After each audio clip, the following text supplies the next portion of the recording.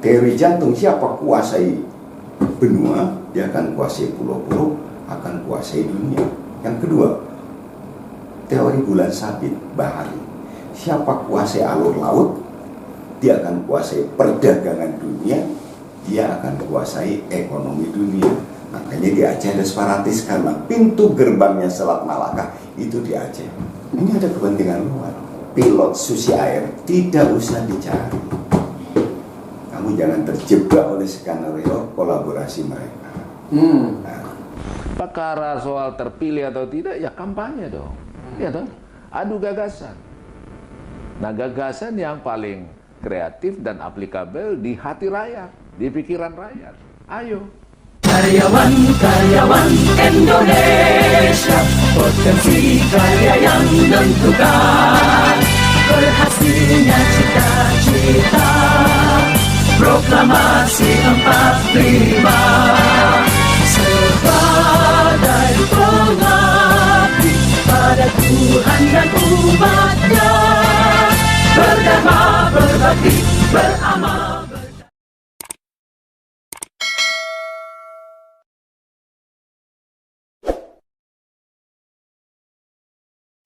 Perkara soal terpilih atau tidak, ya kampanye dong. Ya dong.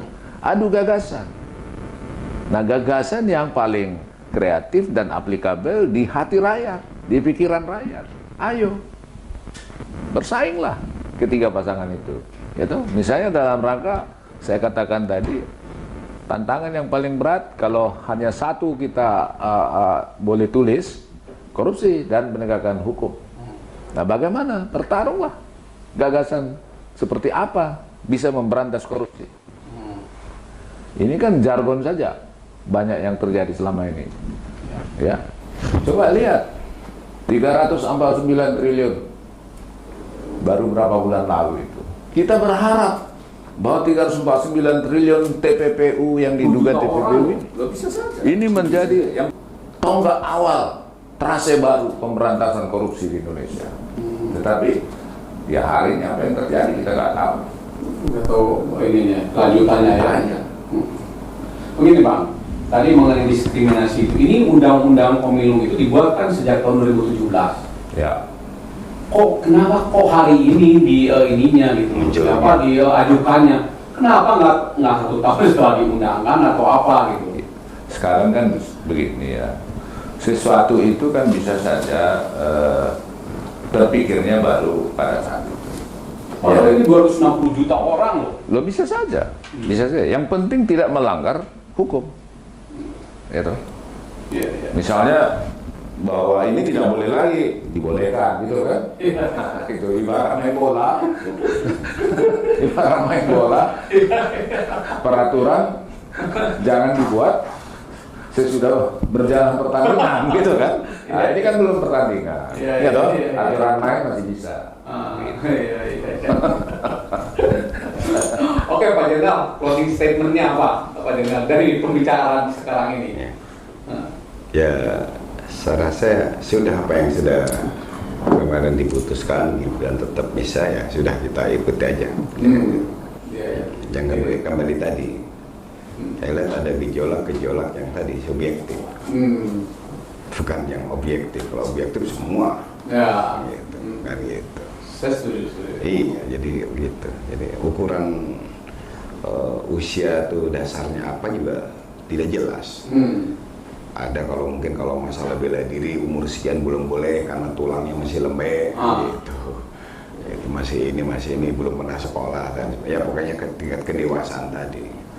Kalau dia mau unsur-unsur yang tadi, karena pemimpin Indonesia ini beda dengan pemimpin tempat lain, Pak. Ya kan?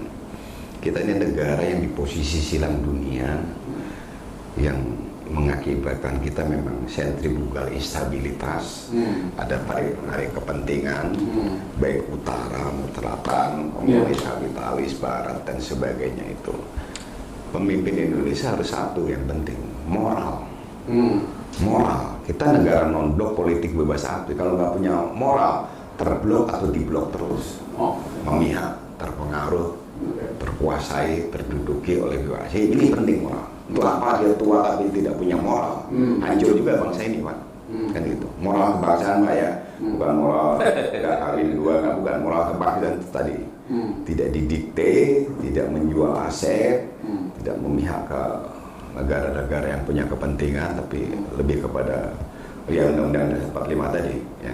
Berdaulat, merdeka, adil dan makmur, itu moral. Yang kedua, dia punya akuntabilitas individu. Kalau dia punya akuntabilitas, bertanggung jawab, ini yang penting.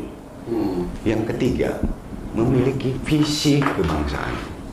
Visi kebangsaan yang Undang-Undang 45 kan visi, misinya mencerdaskan, punya visi dulu. Kalau nggak punya visi, untuk apa juga tua dan sebagainya, ya kan?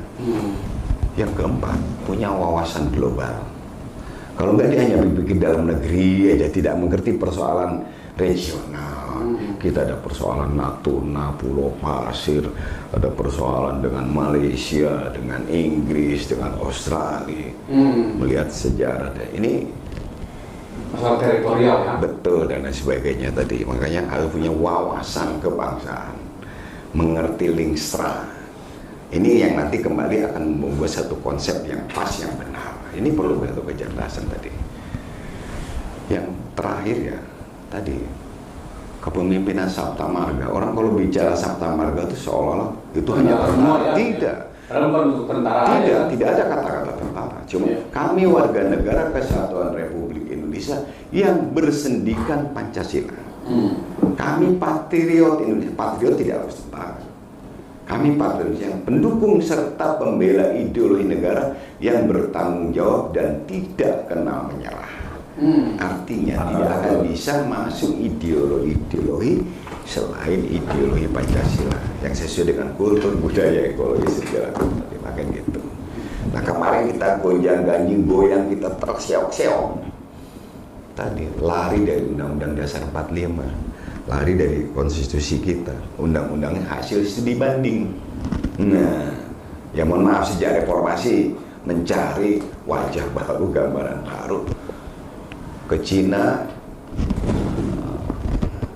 kembali di amandemen, kan gitu. Studi banding ke Singapura yang hanya segede kota Bogor yang 415 km persegi yang berdasar mengamandemen. Ke Amerika pulang di amandemen, ke Jepang di amandemen. Nah ini yang kemarin ngajak kalau kepentingan masing-masing yang melaksanakan studi banding. Padahal kita tidak bisa mengadopsi pola, strategi, subjek-objek metodenya asing yang notabene kultur, budaya, ekologi, sejarah, letak geografinya berbeda. Makanya kita tidak pernah paham kenapa di Papua ada separatis, kenapa di Aceh tidak ada separatis.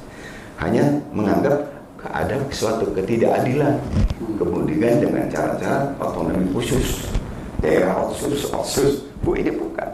Ini ada kepentingan luar di mana ini adalah pintu masuknya Asia Pasifik. Ini pintu masuknya Timur Tengah. Kita tidak pernah sadar bahwa luar di dalam mempertahankan kelangsungan hidup ekonomi saya, dia menggunakan teori. Beda dengan kita negara non-blok politik. Mereka visi misinya menguasai dunia, makanya dia buat kapal induk tuh untuk invasi, untuk menguasai dunia. Dia menggunakan satu teori jantung. Teori jantung, siapa kuasai benua, dia akan kuasai pulau-pulau, akan kuasai dunia. Yang kedua, teori bulan sabit bahari. Siapa kuasai alur laut, dia akan kuasai perdagangan dunia, dia akan kuasai ekonomi dunia. Makanya di Aceh ada separatis karena pintu gerbangnya Selat Malaka itu di Aceh. Ada Pulau W, Pulau Sabang, Pulau Nasi. Di Selat Malaka 95% kapal niaga dunia lewat situ. Di dunia ini ada 9 alur laut.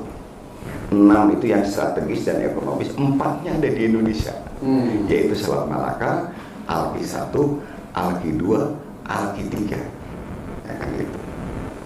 Kemudian kita jembatan Asia Pasifik, Samudra Pasifik dan Samudra Hindia. Makanya ini ujung-ujung pintu masuk, bukan ketidakadilan. Ini dua tempat ini kaya raya sumber daya alamnya dan luas wilayah, nggak ada yang nggak ada di dua tempat ini. Gas, minyak, emas. Kalau ketidakadilan, kesengsaraan yang habisnya berutang NTT dong, ya kan? Ini ada kepentingan luar. Ya. Makanya kemarin saya bilang itu pilot susi air tidak usah dicari. kamu jangan terjebak oleh skenario kolaborasi mereka. Nah, Pak, pilot Susi Air itu orang Selandia Baru, Pak.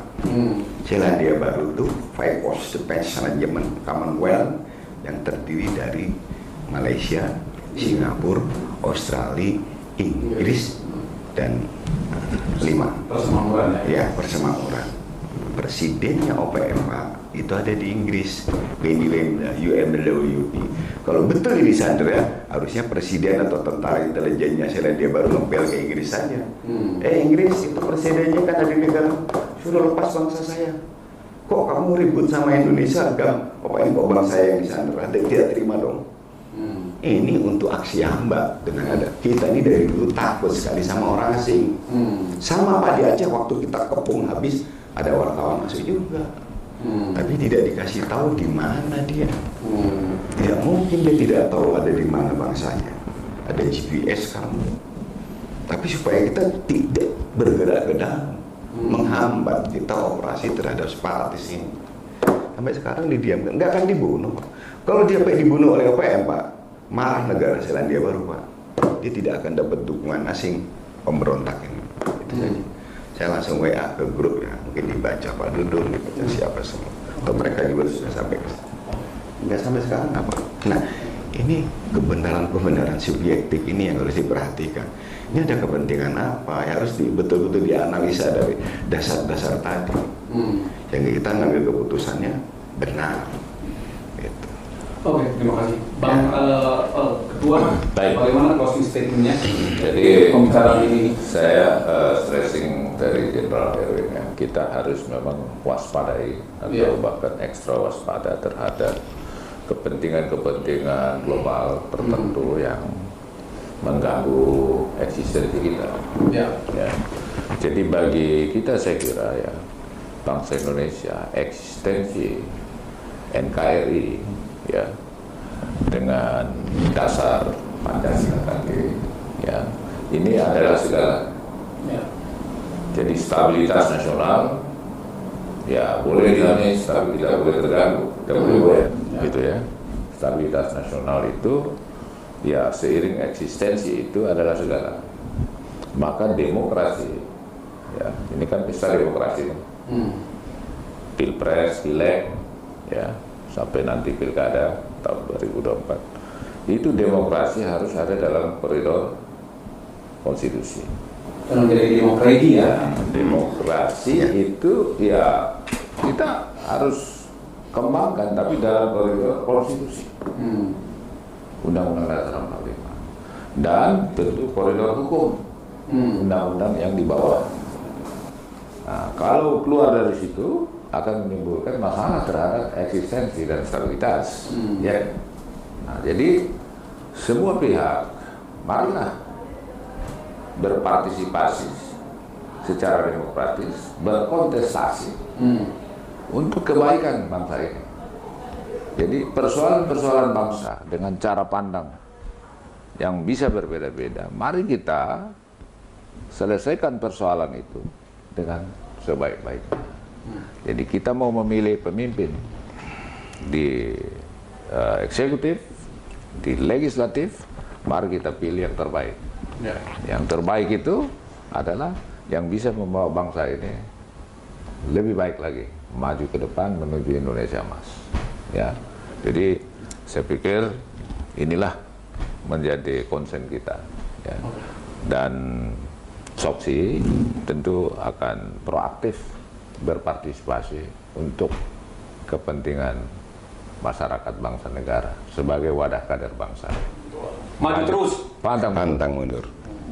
Oke, terima kasih Bang atas uraian-uraiannya, mudah-mudahan bermanfaat. Pemirsa Suara Kekayaan, itulah kita tadi podcast kita untuk season ini, mudah-mudahan bermanfaat bagi kita semua. Assalamualaikum warahmatullahi wabarakatuh. Waalaikumsalam warahmatullahi wabarakatuh. Luar biasa host kita ini.